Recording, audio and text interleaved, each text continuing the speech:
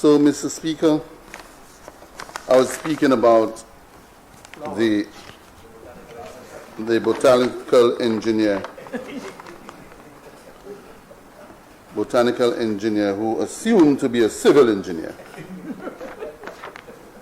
So, Mr. Speaker, out of the blues, a drawing of a carriageway with two roundabouts, no scientific information to inform the design, no traffic studies or counts of traffic to inform the design.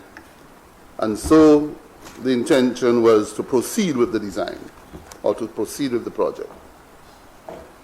I advised against the intention to appoint the very gentleman to become the project manager on grounds of my own knowledge of his work. And I was overruled and direct instruction given to appoint the gentleman to be the project manager. On top of it all, Mr. Speaker, on top of it all, the gentleman refused, in contravention with the Works and Roads Act, to report to the chief engineer. Complete violation of the law. And so he was on his merry way with his bosses instructing him what to do and what not to do, how to do and how not to do. Went ahead building a roadway and not knowing what he is doing and doing anything that came to mind. So what have we ended up with, Mr. Speaker, on this project? A project that, upon review now, we have discovered that the consultant experienced serious challenges in finding information relating to the project. So in other words, no records were kept.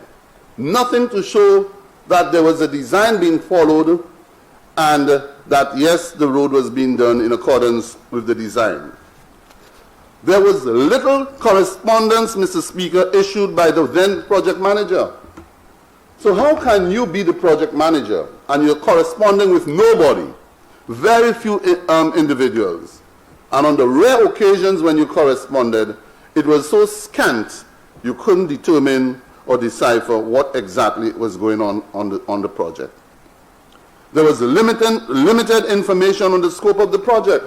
Now, Mr. Speaker, you must understand that that project was what you call a design, finance, construct.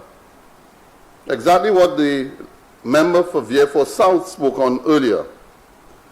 So there were no designs, no scope of works. Nothing can be found. The contractor never submitted the necessary design reports, nor the preliminary drawings, all of which were part of the contract. Never did that. No preliminary designs, no preliminary drawings, and no design reports.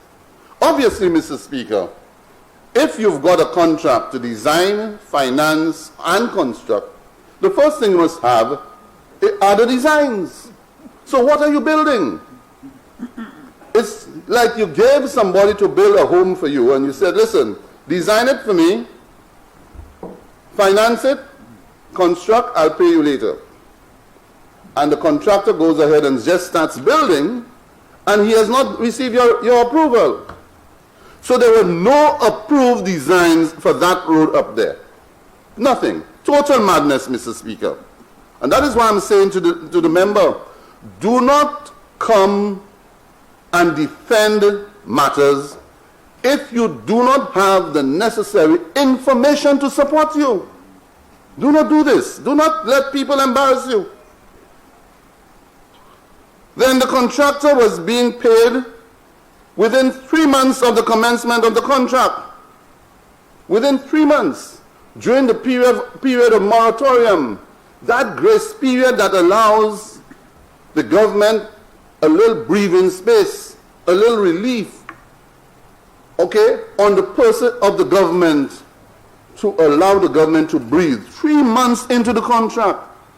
Hardly anything done. The contractor was already receiving money from the government. The chief engineer, as I said, never received the design report. The contract called for, Mr. Speaker, insurances, public liability insurance, accident insurance. If an accident happens on the project, that the government would have been indemnified. No insurance whatsoever. None. And then, Mr. Speaker, when it came to quality, disaster. Disaster. There was no quality plan, which is a requirement of the contract, where you must issue or present to the client, which is the government, your quality plan. Mr. Speaker, the projects you see going around the place, roads, etc., the requirements that they call for, and my honorable friend, learned friend from Vieux South spoke about, the efficiencies of government. Sometimes some of the requirements that are needed on projects are so tedious that they take time. But of course, some of this is steeped in persons just lazing around at times, etc., etc. So, no insurance, and the project is moving on, and persons' lives are endangered. There was no quality plan. So not even the ministry had given approval for the quality plan, because the gentleman is working on his own. He's not working for the ministry. The ministry is simply facilitating him. When he sends his claims, then they pay. The chief engineer has no control of him. The contract called for a quality manager or a quality representative.